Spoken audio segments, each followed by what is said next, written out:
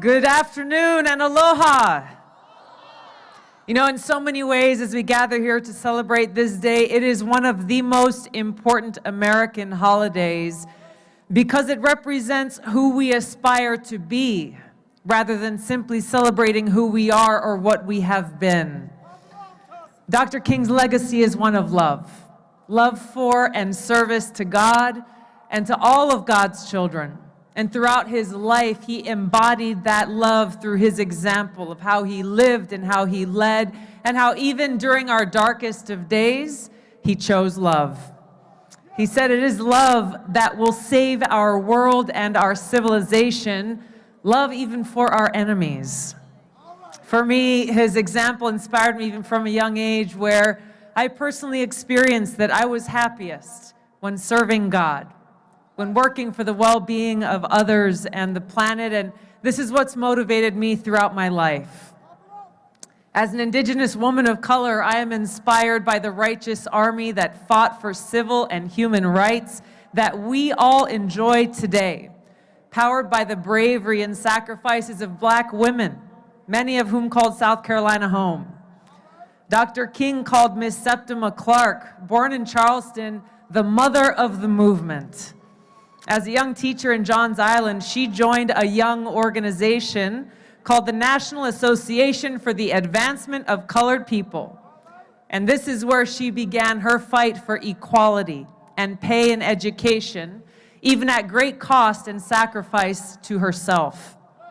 This struggle for equality in education and economic justice are ongoing battles for us all today. And we owe it to those who came and sacrificed before us to carry on those battles. My first visit here to South Carolina came almost 17 years ago as a young private, newly enlisted in the military and headed to basic training at Fort Jackson. I still serve as a major in the Army National Guard today. Like so many Americans, it was those attacks on 9/11 that motivated me to make a decision to dedicate my life to defend the safety, security, and freedom of the American people. I deployed twice to the Middle East, and I served in Iraq in 2005 during the height of the war. Every day we were all confronted with the terribly high human cost of war, the price paid by my friends, our nation's sons and daughters. But there is a price for war that we all pay that Dr. King recognized. He opposed the Vietnam War because he saw that cost, how our government spent $35 billion a year to fight in Vietnam, but would not spend $44 million to get rid of the rats in impoverished American communities. But as we stand here today, our leaders waste trillions of dollars on the new Cold War and wasteful regime change wars that have not made us any safer. Right now, we are wasting $4 billion every month on war in Afghanistan alone. Yet politicians tell us there's no money for our children's education, no money for teachers' raises, no money to make sure that our children have clean water to drink in Columbia, in Hopkins, Belton, and across the country.